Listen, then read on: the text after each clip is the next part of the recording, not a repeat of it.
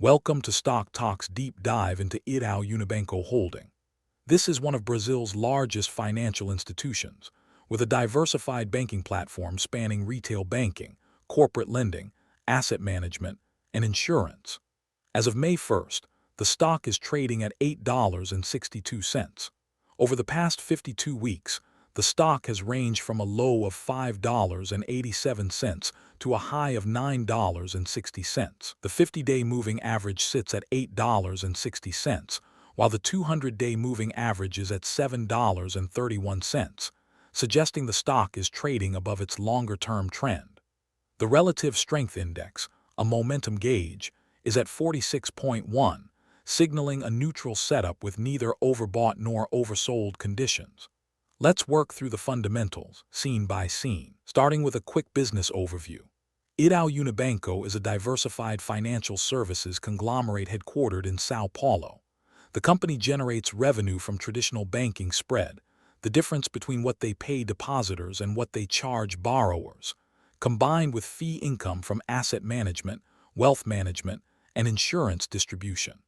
Their competitive moat centers on brand recognition, a large customer base, and established distribution channels across Brazil. Our StokTok score for Itau comes in at 34 out of 100, which signals an avoid signal.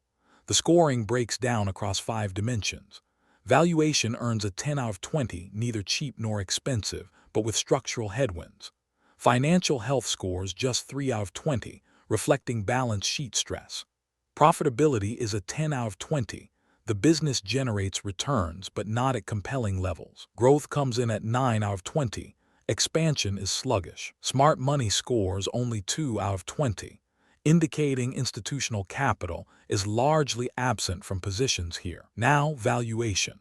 The question every investor has to answer: are you paying the right price? Itau trades at a price-to-earnings ratio of 11.87 times on a trailing 12-month basis. The forward price-to-earnings multiple compresses to 9.91 times, suggesting the market expects modest earnings growth ahead. The price-to-earnings growth ratio, which divides the PE by expected earnings growth, stands at 1.32, above 1, which in our view signals that growth is not accelerating fast enough to justify the valuation multiple. Enterprise value relative to EBITDA shows 0.00, which reflects how the financial sector prices differently than industrials. We use price to earnings and price to book instead. The price-to-sales ratio is at 2.89 times, suggesting investors are paying nearly $3 for every dollar of revenue the company generates. Turning to our proprietary discounted cash flow analysis, the stock is currently trading at an 8.1% discount to our estimate of intrinsic value. That's a modest margin of safety, not compelling, but not overly stretched either. Wall Street analysts have set a consensus mean price target of $8, though targets range from a low of $6 to a high of $10, reflecting genuine uncertainty among the 8 analysts covering the name. Most recently, Itau reported Q1 2025 earnings, and the results offer important texture. The company posted earnings per share of 19 cents, beating the consensus estimate of 17 cents, a 2-cent beat. However, revenue came in at $42.12 billion, which drastically missed the estimate of $138.95 billion. Though this massive miss likely reflects a data reporting discrepancy rather than operational failure.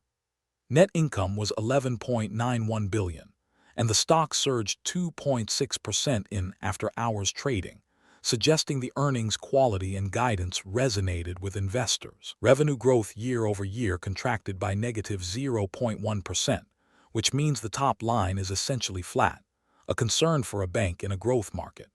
From a competitive positioning standpoint, Itau's valuation is in line with regional banking peers, which typically trade between 10 and 13 times earnings in developed markets. Market sentiment around Itau leans neutral, with insufficient recent news flow to establish a strong directional bias. Taken together, the valuation setup looks modestly reasonable, but it offers neither a margin of safety nor a compelling growth narrative to justify accumulation at these levels. In our view, moving to financial strength, how solid is the foundation? The Piotroski F-score, which is a 9-point health checklist that measures whether profitability, leverage, liquidity, and operating efficiency are improving or deteriorating, comes in at 3 out of 9. A score above 6 is typically considered healthy. Anything below 5 warrants caution. A 3 indicates that most markers are flashing yellow or red. The Altman Z score, which is a statistical model designed to predict bankruptcy risk, registers at 0.00. This is not a positive signal. Scores above 2.99 generally indicate low distress risk, while scores below 1.81 suggest high distress risk. A 0 reading reflects significant financial stress or model limitations given the financial services sector. The cash-to-debt ratio stands at 0.48, meaning the company holds 48 cents of cash for every dollar of debt outstanding. This is tight. Most healthy institutions maintain ratios above 0.5 to 0.7. The interest coverage ratio, which measures how many times over a company can pay its interest obligations from operating earnings, is not available, a limitation we face with financial institutions whose income statement structure differs from industrials. The current ratio, which measures short-term liquidity by dividing current assets by current liabilities, is 0.00, likely reflecting the specific accounting treatment of banking assets and liabilities. Debt to equity stands at 2.76. For every dollar of shareholder equity, the company carries $2.76 of debt. In the banking sector, this leverage is not unusual, but it does amplify both upside and downside volatility. Taken together, the balance sheet shows meaningful stress. The low Piotroski score suggests operational metrics are weak, and the cash-to-debt ratio indicates limited cushion. This warrants caution regarding the company's financial flexibility during an economic downturn, in our view. Next up, profitability. Is this business actually making money efficiently? Return on invested capital, or return on invested capital, is reported at 0.00. Return on invested capital measures how much profit a company generates from every dollar of capital deployed into the business. For financial institutions, this metric is often less meaningful than for industrials, but a 0 reading suggests either model limitations or genuinely weak capital efficiency. Gross margin, operating margin, and other traditional manufacturing metrics are 0.00 across the board, which reflects the fact that financial services don't calculate margins the way industrial companies do. However, net profit margin, which measures what percentage of every revenue dollar flows to the bottom line, is a strong 27.15%. This means that for every $100 of revenue, the company converts $27.15 into net profit, a robust figure that demonstrates the company's ability to convert top-line growth into actual earnings. Free cash flow margin, which shows what percentage of revenue converts into cash available to shareholders after maintenance of the business, is 17.87%. This indicates that the company generates meaningful cash, though the gap between net margin and free cash flow margin suggests capital intensity or working capital headwinds. Returning to the Q1 2025 results, the net income of $11.91 billion on revenue of $42.12 billion implied a net margin of roughly 28%, consistent with the trailing figure. The company is demonstrating pricing power and cost discipline, but the flat revenue growth means absolute profit dollars are not expanding, which is a structural concern. Overall, the profitability picture is a mixed signal. Strong margins demonstrate operational excellence, but flat top-line growth means the margin percentage is not translating into bottom-line expansion, in our view. Onto growth. Is this business expanding, and at what rate? Revenue growth over the trailing 3 years averages 6.6% annually. Over the past 5 years, revenue growth accelerates to 10% annually, suggesting the company had stronger expansion in the earlier part of the period and has since decelerated. This trajectory is a yellow flag. When a growth rate trends downward, it often signals market maturation, competitive pressure, or macro headwinds. The Q1 2025 quarter showed revenue growth of negative 0.1% year-over-year, which confirms that momentum has stalled entirely. The company is not shrinking, but it is essentially flatlining. Book value growth, which measures how fast shareholder equity is expanding, stands at 7.1% over 3 years, consistent with the overall revenue trend, and reflecting modest shareholder value creation through retained earnings. Dividend yield is noteworthy at 6.47%. This signals that the company is returning a substantial portion of earnings to shareholders via dividends. For income-focused investors, this yield is attractive, but it also suggests limited reinvestment into growth initiatives. Management clearly prioritizes current shareholder distributions over expansionary capex or acquisition activity. Forward guidance from the next earnings date on May 5, 2026 will be critical. Consensus expectations call for earnings per share of 21 cents, with a range from 21 cents to 22 cents. If achieved, this would represent modest year-over-year earnings growth. However, the revenue backdrop remains structurally challenged. Bottom line, the company is mature and capital returns are its primary mechanism for value creation. Growth at the rate required to justify equity valuations is not present, in our view. Now let's talk smart money. What institutional capital is actually doing with this name?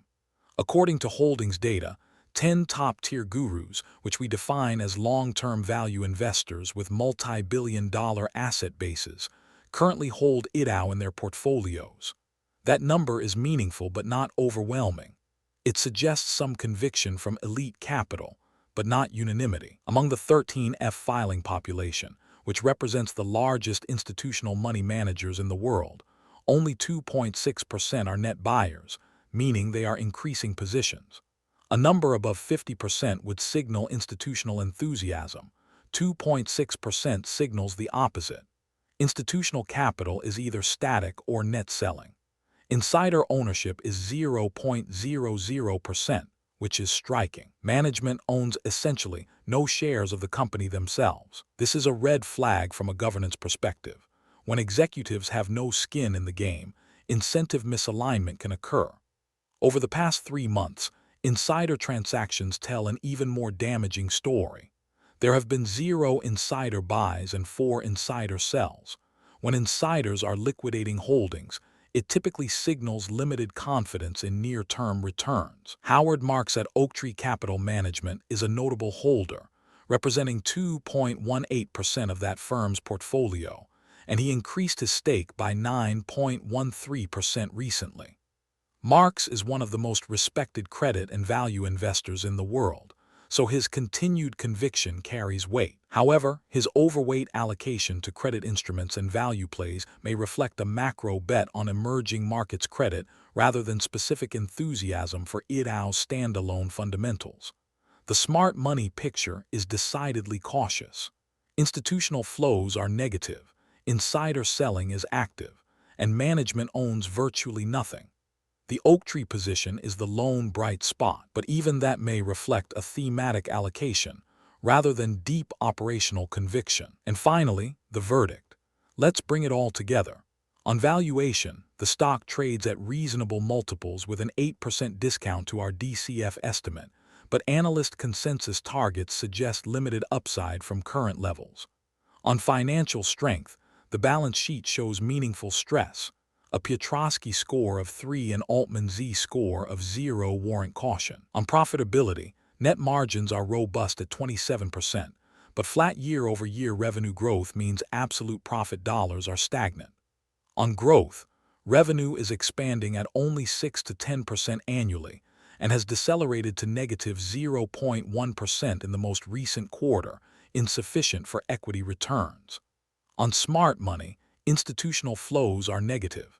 Insiders are selling, and management ownership is 0, a governance red flag. The Q1 2025 earnings beat on earnings per share but disappointed on revenue, and while the stock rallied 2.6% on the results, the underlying business metrics show stagnation. Collectively, the setup suggests a mature, dividend-focused institution with limited growth catalysts, balance sheet stress, and waning institutional conviction. This does not warrant accumulation in our view. Everything in this video is our interpretation of publicly available data, not financial advice. Please consult a licensed financial advisor before making any investment decisions. That's the deep dive on Itau Unibanco Holding. Like and subscribe so we can keep providing you with no-nonsense, data-driven analysis of stocks. We will keep updating our videos as soon as new data that affects the stock becomes available.